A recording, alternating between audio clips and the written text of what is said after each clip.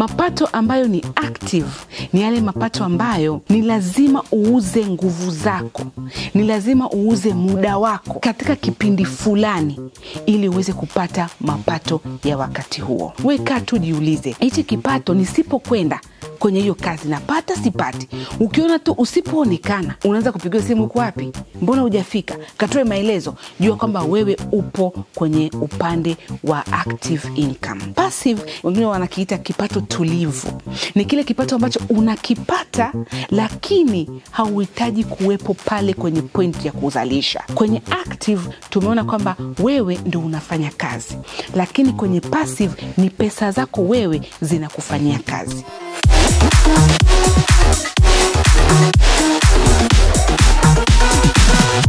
Leo naomba tujifunze kuhusu mapato, au unaweza kusema aina ya vipato ambavyo mimi na wewe tunaweza kuwa navyo, ama tunavyo sasa hivi, ama tuvifahamu ili tuende tukaweke nguvu na utaratibu na mikakati ya namna ya kuongeza baadhi ya hivyo vipato ambavyo inawezekana tukawa hatuna kwa sasa. Na mapato ni nini? Mapato ni pesa anayopata mtu ama kampuni kwa kuuza bidhaa ama huduma au muda, ama kwa kuchangia mtaji au kuwekeza. Kwa hiyo kuna namna nyingi ya kuweza kupata mapato. Ndio hizo nimezitaja, sababu mapato ni ile pesa inayotoka huko kwingineko alafu inakujia wewe. Sasa katika maana ya mapato tumekuja kuona kwamba unaweza kuchukua baadhi ya aina zile zikawa ni za mtu binafsi, lakini nyingine zikawa ni za kampuni. Kwa mfano, mapato kwa mtu binafsi ni ile pesa anayopata kwa kufanya kazi, kwa kuweza kuuza muda wake, kwa kuweza kuuza ujuzi wake, ama ikawa ni faida anayopata kwa kufanya biashara ama kwa kuwekeza. Huyo ni mtu binafsi. Kwa hiyo mtu binafsi anataka na njia nyingi. Inataka yeye mwenyewe anachokijua akakiuza akapata pesa, au akaenda akawekeza alafu uwekezaji wake ukamuingizia mapato. Lakini kampuni inapata mapato kutokana na mauzo. Watakwenda kuuza bidhaa ama watauza huduma, lakini watapata mapato endapo tu pia gharama za uzalishaji na uendeshaji zitakuwa ndogo kuliko mapato anayoyapata, kwa sababu hapo ndipo atakapoenda kutengeneza faida. Ikiwa mnauza lakini matumizi ni makubwa kuliko ile mauzo, then hamtapata mapato. Kwa hiyo kuna kufanya mauzo lakini kujitahidi kupunguza matumizi ili kusudi kampuni ipate faida. Mauzo ni makubwa and then matumizi ni madogo, wanapata faida. Na hii kama umefuatilia video zetu za mwanzo inakuonyesha kumbe sio watu binafsi tu ambao inawabidi wabane matumizi. Hata mashirika, makampuni, taasisi huwa zinabana matumizi, kwa sababu wasipofanya hivyo na wao pia watapata deficit ama watapata loss, kwa sababu unakuta matumizi ni makubwa alafu mapato yanashindwa kufanya nini? Yanashindwa kuhimili yale matumizi. Kwa hiyo tumeona kwamba kuna namna ambavyo makampuni yanapata mapato yake na namna ambavyo mtu mmoja mmoja, mimi na wewe, tunavyopata mapato yetu.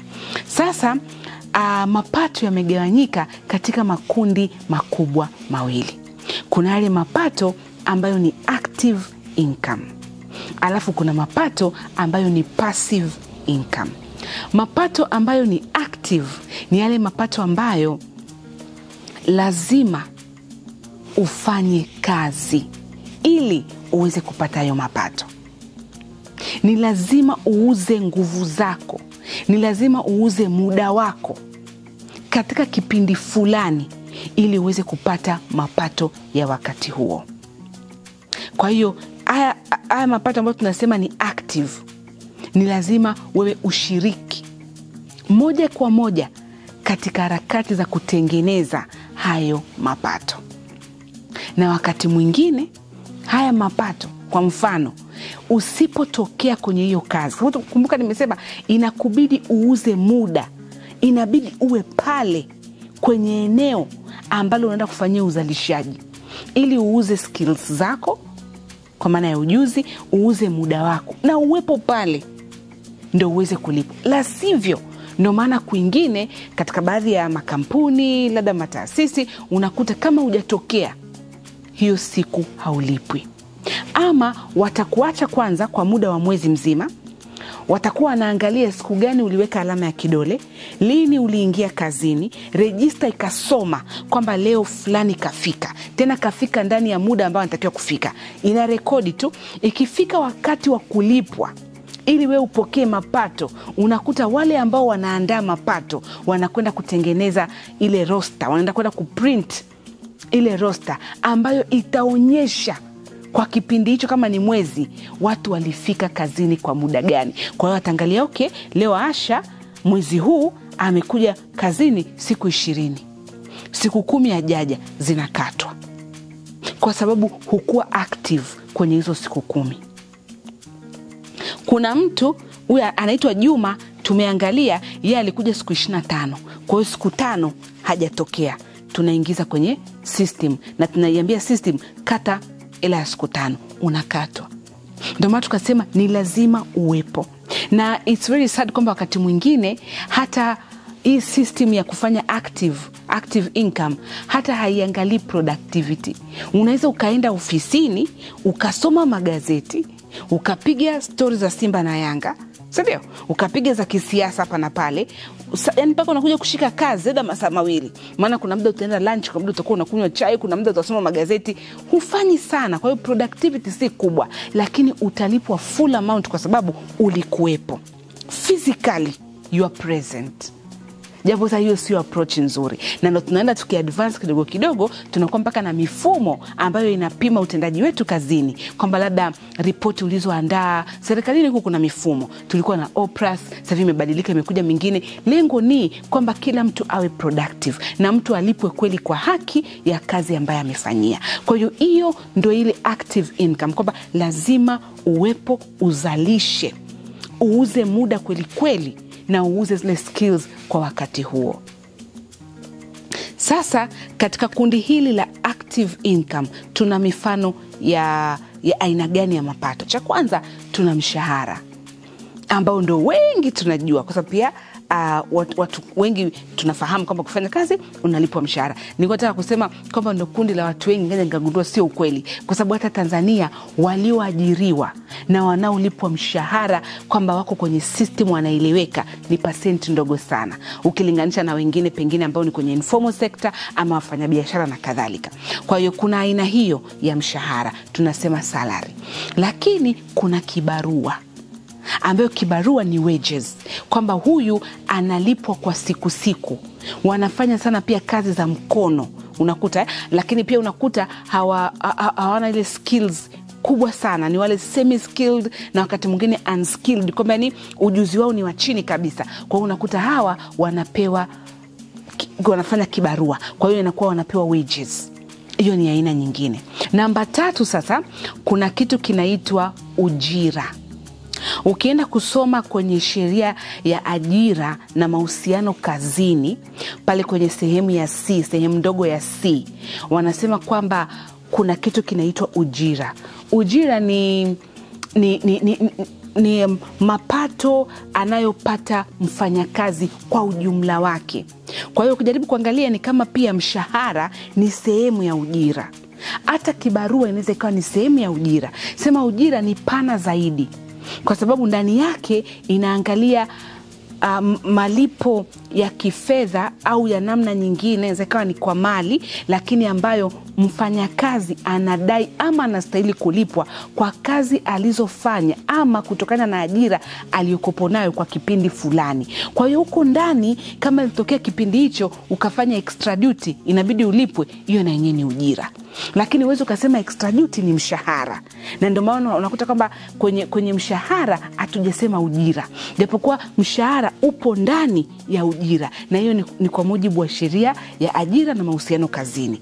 Kwa hiyo ujira ni pana Ina include paka sijui umefanya kazi nje ya muda wa kazi, pengine hata umesafiri, unatakiwa kulipa kwa DM, uende ukafanye kazi nje ya mkoa ama nje ya kituo chako cha kazi. Wakati mwingine pengine kuna bonus fulani, kuna kitu fulani kimesema pengine kwenye incentive scheme ya kazini kwamba mkifanya kitu fulani mtalipwa kitu fulani, ambayo sio mshahara lakini yanatokana na ile ajira mfanyakazi atapata kutokana na kuwa katika hiyo ajira. Basi zote zina form ule ujira. Kwa hiyo ujira ni toto, kwa hiyo ni aina pia ya kipato. Lakini pia kuna commission. Kuna baadhi ya kazi ambazo ukifanya unalipwa mshahara ndio, lakini unaambiwa ukizidisha haya malengo kwa kiasi fulani, basi utapatiwa commission, kama ni 10%, ni 15% ama ni 20%. Kwa mfano sana sana kwenye kazi za mauzo, mnakuwa mnapewa malengo ama zile targets za mauzo. Ukizifikisha then unapata commission. Haimaanishi kwamba commission inakuja kutoa mshahara. Mshahara uko pale ambao ni wewe unapata kama mtu wa mauzo, sales person, hiyo ni different thing. Lakini upande huu mwingine unapata commission ikiwa kuna malengo fulani utayafikia na kuyapita, basi utakuwa unastahili kiasi kadhaa cha ile pesa ambayo umezalisha. Hiyo na yenyewe ni aina nyingine. Lakini kuna aina ya faida. Unaweza ukapata profit kutokana na nini? Na kuwekeza. Umefanya biashara, umeajiriwa ndio, lakini kuna biashara fulani unafanya, au hata unafanya tu biashara wewe hujaajiriwa, lakini ni lazima uende kwenye biashara yako. Yaani ni lazima ufungue duka lako. Ni lazima uende Kariakoo, uende ukafungue duka. Ni lazima uende pengine labda una shule, umefungua chekechea. Lazima uende wewe kama owner, lakini pia ndo mwalimu mkuu, lakini pia kuna somo unafundisha. Lazima uwe pale. Wewe hujaajiriwa, wewe ndo mmiliki, lakini ni kama self employed, ni ajira binafsi. Kwa lazima uwepo pale, na ukifanya vizuri kwa kipindi fulani ukafunga hesabu zako, unakuja unaona kama umepata faida. Kwa pia faida ni nini? Ni aina nyingine ya kipato. Lakini zakana ikawa ni faida kutokana na uwekezaji ambao unaufanya sehemu zingine, hiyo yote na yenyewe tunasema ni faida. Lakini ile ikawa pia ni interest. Unapata interest, sawa Labda kuna baadhi ya vitu unashiriki katika kuwekeza, labda unafanya unakopesha, unakiji microfinance pale, labda hata unakopesha ile siri lakini unakopesha, unapata interest. Hiyo na yenyewe pia ni income. Hatuwezi tukaacha kuihesabu kama income. Lakini nyingine ni consultant.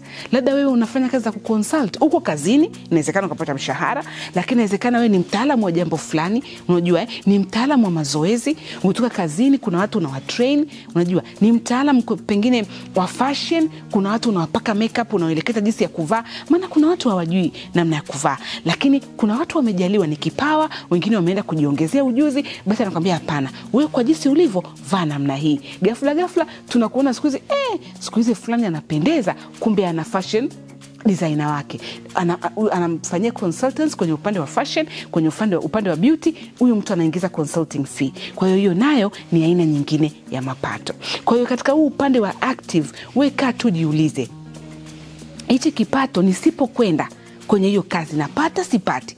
Ukiona tu usipoonekana, unaanza kupigiwa simu, uko wapi? Mbona hujafika? Katoe maelezo. Jua kwamba wewe upo kwenye upande wa active income. Lakini upande mwingine wa kupata mapato ni upande wa passive. Kuna passive income. Asa passive ni ile ambayo wanasema, wengine wanakiita kipato tulivu. Ni kile kipato ambacho unakipata lakini hauhitaji kuwepo pale kwenye point ya kuzalisha. Haikuhitaji wewe kuwepo. Kwenye active tumeona kwamba wewe ndio unafanya kazi, lakini kwenye passive ni pesa zako wewe zinakufanyia kazi. Unachotakiwa kukifanya ni pale mwanzoni lazima utafanya commitment ya kiasi fulani, utakiwekeza, utakitoa ili kuweza kushiriki katika uzalishaji fulani. Lakini baada ya kutoa ile pesa hautahitajika kuwepo katika uendeshaji, katika usimamizi. Na mbali ya kutoa pesa, unatakiwa pia utoe na muda, commitment ya muda. Ukiwekeza leo, hauwezi kuvuna leo. Ni kama ambavyo ukipanda mbegu, hauwezi kupanda mbegu leo na leo ukavuna. Kwa hiyo utacommit resources, lakini pia utacommit na muda. Aina nyingine ya mapato ya passive ni capital gain. Capital gain unaweza kuikuta sana sana pia kwenye uwekezaji katika hisa, unakuta ile ongezeko la thamani, ama pia katika uwekezaji katika vipande vya mifuko ya uwekezaji wa pamoja. Kwa sababu wakati wewe unanunua hisa mathalan, unaweza kukuta labda ulinunua hisa moja ikiwa shilingi 200.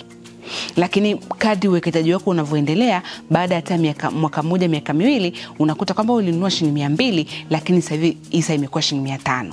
Kwa hiyo tofauti kati ya 500 na 200, shilingi 300 ndo capital gain yako. Kwa hiyo pia ni aina nyingine ya mapato, kwa sababu siku ukiamua kuuza zile hisa, then utapata faida ya shilingi 300 kwa kila hisa, utazidisha kwa zile idadi za hisa ambazo wewe unazimiliki. Same pia na vipande mara nyingi vikiwa vinaanzishwa, vikiwa kwenye ile IPO, wakati ndo vinauzwa kwa mara ya kwanza, unakuta kwamba kipande ni shilingi 100.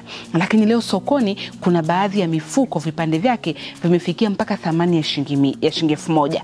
Kwa hiyo pata picha kwamba kuna mtu alikinunua wakati kipo shilingi 100, lakini leo kimefika shilingi 1000. Kwa hiyo ana capital gain ya shilingi 900. That is 900%. Yani growth ya 900% kutokana na ile amount aliyonunua. Kwa hiyo ukichukua idadi ya vipande ambavyo anavyo ukazidisha kwa shilingi 1000 ama shilingi 900, ndio unapata kuona ile faida ambayo huyu mwekezaji atakuwa ameipata. Kwa hiyo capital gain ama ongezeko la thamani pia ni njia nyingine ya kupata passive income. Njia nyingine ya passive income ni pale unapopata riba ama tunasema interest. Unajua, kutokana na kuwekeza, kuna baadhi ya uwekezaji tunaofanya unatupatia riba ambayo inakuwa ni riba, lakini kwa mapato yatokanayo na riba, au kwa Kiingereza unaweza kusema ni interest income. Hiyo ni kama unavyokuwa unaweka fixed deposit, unakuwa unapata, ama kwenye saving account unakuwa unapata interest, au pia unapokuwa unawekeza kwenye hati fungani za serikali unapata interest ambayo ni ile coupon payment. Kila baada ya muda fulani unakuwa unapata. Kwa hiyo ile unakuwa ushiriki, umefix hela kwenye fixed deposit FDR, umeweka hela kwenye saving account ya benki, umeweka pesa kwenye hati fungani, kwenye treasury bills, wewe unakuwa unapewa interest pasipo wewe kuhusika na chochote. Wewe utaamka asubuhi, utaenda kwenye kazi yako ya active, lakini kwingine pesa yako inakufanyia kazi kwenye mfumo wa passive, and then kila baada ya muda fulani unapata interest income. Hiyo ni aina nyingine. Lakini pia kuna mapato yatokanayo na kodi. Inawezekana ukawa umepangisha pango, kwa mfano Airbnb, au una nyumba ya kupanga, tunasema rental income. Unakuwa unapata kodi kila baada ya muda fulani. Lakini sio kukodisha tu kwa maana kwamba ya pango, either kama itakuwa ni residential au ni commercial buildings. Unaweza pia ukakodisha vifaa. Kuna vifaa vinakodishwa, kuna cameras. Watu wananunua kamera, wanakuwa wanakodishia watu wengine. Kuna magari, watu wanakodisha magari. Ile ni asset unaimiliki, lakini unakodishia watu. Kwa mfano wakati wa maharusi, watu tunaona kama ni range zile zinatumika, Benz zinabeba maharusi. Na kuna kipindi nilikuwa nafuatilia, nikasikia paka kwa usiku mmoja wa kumbeba bi harusi kwa the whole siku, ile siku ya wedding ni 600,000 za Kitanzania. Kwa hiyo just imagine, pengine ana wedding Jumamosi, ana wedding Jumapili, kila wiki. Kwa hiyo kila wiki anaweza kamake paka 1.2 million. Kwa hiyo yeye hakodishi pango, lakini anakodisha kifaa ambacho ni gari. Wakati mwingine kuna hizi mashine kubwa za kufanya baadhi ya kazi. Kwa mfano ujenzi wa barabara, unahitaji yale mavijiko ya kuchimba, yale big equipment. Kuna makampuni kazi yao ndio hiyo tu, kwa sababu kama mimi na project hapa na pale, naweza nikaamua nisinvest kwenye kununua vifaa, kwa sababu baada ya project fulani ikiisha mpaka project nyingine ikaja, mimi nikawa nakodisha. Kwa hiyo kuna watu wanakuwa wanafanya hiyo leasing, wanakuwa wanakodisha, wanapata mapato. Kwa hiyo kama mimi nina kifaa changu na kikodisha, let's assume na gari yangu nzuri ambaye nakodishia maharusi, au hata kwa mfano labda na gari kama Alphard, napeleka wageni Bagamoyo, Kibaha, napeleka Kigamboni, weekend watu wanakuwa wanakwenda ku have fun. Mimi sihitaji kufanya chochote zaidi ya amekuja, namwambia una dereva wako, kuna hizo packages, unakodisha bila dereva, unakodisha na dereva. Kwa wakati mwingine kama ana dereva wake, mimi ni kumpa tu gari, tuna sign ka contract kwamba itarudi salama kama alivyoikuta, then mimi nakaa kwangu, nacheza na watoto wangu, pengine naenda hata kutembea, lakini huku kuna pesa zangu ama kuna kifaa changu kinanitengenezea pesa. Sawa, hiyo yote inakuwa ni kwenye kategori ya kukodisha ama kupangisha. Lakini pia kategori nyingine unaweza ukaamua ukatengeneza course, online courses. Kama wewe ni mjuzi wa jambo fulani, unaweza ukasema mimi naunda kozi yangu fulani, kozi ya kitu fulani, pengine kama ni kupunguza uzito, natengeneza program pengine ya namna ya kufanya DIY, ile do it yourself programs na kadhalika. Nilikuwa last time naangalia documentary, kuna watu ambao katika nchi za wenzetu siku hizi wameanza kufanya yale maisha ya kurudi vijijini. Watu wanaondoka mjini, wanaanza kwenda vijijini, unakuta ananunua plot, anajenga hizi environmental friendly houses, alafu wanaanza kufanya project za kupanda mpaka mboga zao, wanakuwa na garden yao, wanaanza kurudi kwenye ile maisha yale ya kizamani yale. Kwa hiyo unakuta mtu amemaster hiyo, mpaka watu wengine ambao wanataka kuhama mjini warudi vijijini wanakuwa wanaenda kufundishwa kwamba unaanzaje, una move vipi na kadhalika. Kwa hiyo kuna namna nyingi siku hizi ya kufanya ujuzi wako ukawa mali kwako, kwa kutengenezea kozi alafu ukawa unauza online course. Wewe umeshatengeneza pale mwanzoni, wakati unafanya ilikuwa ni active, umekaa umeandaa syllabus, umerekodi, umefanya kila kitu, lakini hata miaka 3, 4, 5 mbele unaendelea kuuza kozi hiyo pasipo wewe kushiriki katika kuzalisha. Tena wakati mwingine unaweka taratibu, mtu akishalipia kabisa ndio unaongea naye, unakubaliana naye kwamba unamtumia vipi, basi unampatia link ama unampatia kozi. Kwa hiyo tukumbuke tu kwamba naposema passive ni kwamba haushiriki moja kwa moja. Lakini wakati mwingine kana ikawa ni faida ya uwekezaji mwingine ulioufanya. Sababu siku hizi kuna uwekezaji wa aina nyingi ambao unafanya na unakupa faida kwa aina tofauti tofauti. Ukiachana hizi coupon payments ambazo ni interest, ukiachana pengine na kama hivyo nilivyosema dividends, kuna faida zingine zinazotokana na uwekezaji wa aina mbalimbali. Lakini tu endapo wewe haushiriki moja kwa moja katika kutengeneza kipato husika. Lakini kuna kitu kinaitwa mrabaha ama royalty, ambayo hii wanapewa sana sana creators ama musicians, watu ambao wamebuni vitu fulani alafu pia wakaenda wakaviprotect kwa kuweka kama tunasema copyright na kadhalika, wanaendelea kulipwa pesa zao, kwa sababu utafanya ile kazi mara moja tu ama katika kipindi kile tu, lakini utaendelea kufaidi miaka na miaka ya baadaye, wakati ambapo inaendelea kutumika ile kazi na jamii, unakuwa unapata hiyo royalty. Mfano mzuri ni Mariah Carey. Kila wakati wa Christmas ana ule wimbo wake unasema all I want for Christmas is you. Kila mwaka wakati wa Christmas ile nyimbo inavyopigwa kwenye platforms mbalimbali za kusikiliza mziki, mwisho wa siku anapata pesa nzuri sana in terms of dollar, pasipo yeye kuhusika na chochote, kwa sababu kama ni kutunga, alitunga na kuimba miaka 10+ nyuma, lakini inamlipa sasa hivi akiwa hai na itaendelea kumlipa miaka mingi baadaye, na hata kama ataondoka duniani bado itaendelea kumlipa, kwa sababu watu wanasikiliza na mifumo iko vizuri ya kuweza kufuatilia kwamba huu wimbo ama kazi hii imeweza kuingiza kiasi fulani. Same case na Michael Jackson. Mnaona mpaka leo nyimbo zake zinaingiza pesa kila mwaka na familia yake inapewa. Kwa sasa hiyo pengine ni kwa watu ambao wana hizo talent, wana hizo skills, lakini pia ni aina nzuri ya mapato. Tunasema royalties ama mrabaha. Na tuwe kuona pia hapa kwetu wasanii wakipewa. Kuna kipindi niliona hata kwenye habari kwamba walikuwa wanapewa checks za amount tofauti kulingana na ambavyo kazi zao za sanaa zimeweza kufanya vizuri. Kwa sasa wewe jiulize, katika vipato hivi, kwanza una vipato vipi? Na hivi vipato vinaangukia wapi? Kwenye active au kwenye passive?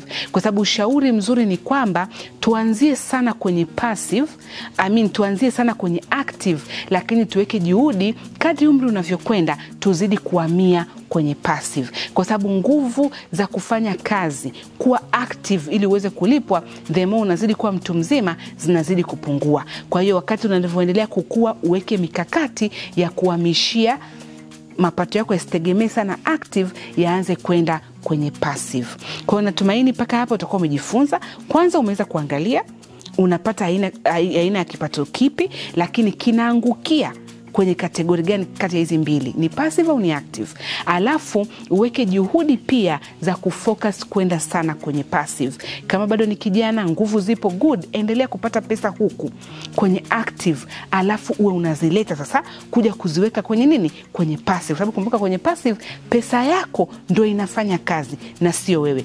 Wewe utatumika sana kwenye active, alafu pesa yako itatumika kwenye passive ili iweze kukutengenezea pesa nyingine. Natumaini mpaka hapo umenielewa. Nitafurahi pia kwenye comment section hapo ukituambia wewe unapata aina gani na aina gani ya mapato, pengine na una mpango upi wa kwenda kuhamia kwenye passive, au pengine upo kwenye passive utuambie upo kwenye hisa, upo kwenye bondi, upo kwenye pengine aina zingine ni cryptocurrency, una fixed deposit, una savings account na kadhalika. Tutakuwa tunaendelea kufundishana sisi kwa sisi hapo kwenye comments. Naomba niwashukuru sana kwa kuwa na mimi leo. Natumaini mmejifunza viwili vitatu na nitafurahi sana kukuona kwenye video inayokuja. Usisite kutuuliza kwenye comment section kama una maswali. Asanteni na kwaheri.